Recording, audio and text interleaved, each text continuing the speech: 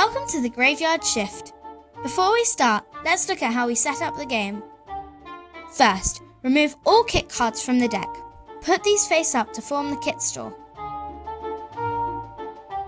Next, remove the 8 contract cards, shuffle them and give one to each player.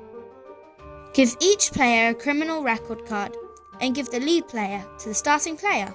It's up to you how you choose who that is. Now remove Father Bruce from the deck and shuffle the remaining cards. Deal 11 cards from the deck and add Father Bruce, shuffling once more to form the graveyard.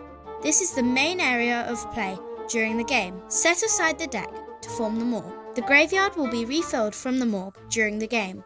The morgue is also the game's timeline, and once it runs out, the game is over. Finally, clear an area next to the morgue. This is called the landfill and is where all the discarded cards are stored. Now you are all set up and ready to start digging. The first step is to tool up from the kit store. Items of kit will help you as you dig the graveyard. Most items have 2 uses, but only one of these may be used when playing a card. Starting with the lead player, take turns to choose cards from the kit store until each player has 2 cards each. All other items may remain in the kit store. Starting with the lead player, players take turn to use an item of kit or dig one grave. Megan starts and chooses to dig. She digs up Mavis Desley.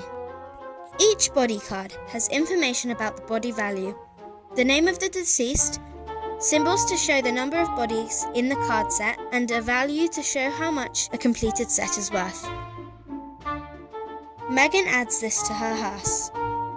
Now it's Sophia's turn, and she uses her Geofizz item, which lets her secretly look at 3 graves in the graveyard. It's Megan's turn. She digs up an event card. This allows her 2 extra digs immediately, and she digs up Tommy Baker and Nora Chance and adds these to her hearse. Sophia chooses to dig and finds Ollie Greaser, which she adds to her hearse. Megan decides to use her Crypt Ghost item and looks at the top 3 cards of the morgue. She chooses Hound Dog, the second card in the pink Desley set, and adds it to her hearse. She puts the remaining cards in the landfill. Next, Sophia digs up a loot stash and adds it to her hand. Finally, Megan digs up Father Bruce, and step 2 is over. Step 3 is to clean up each player's hearse. During this step, any unused kit items are returned to the kit store. Players then discard down to 3 cards in their hearse and send the remainder to the landfill. Finally, the graveyard is refilled from the morgue and reset, making sure to shuffle Father Bruce back into it. Step 4 is where players move bodies from their hearse to their crypt. Only cards in the player's crypt count at the end of the game. Players can bury any number of bodies from one set only during this step. Megan chooses to bury her completed set. Sophia chooses to bury her loot stash.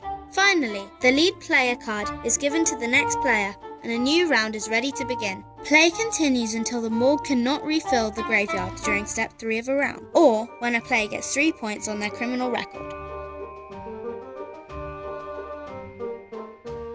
At the end of the game, players add up all the points from their bodies in their crypt and any other bonuses.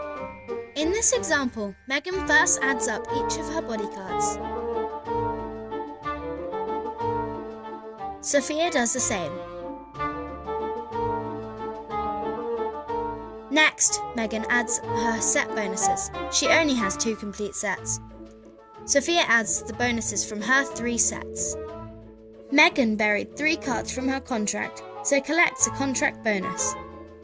Sophia only buried 2, so she doesn't get a bonus. Finally, Megan ended the game with 2 points on her criminal record, so loses 1,000 points. Sophia didn't have any points on hers, so her score remains the same, and she wins the game. So now you know how to play. Good luck with your first game.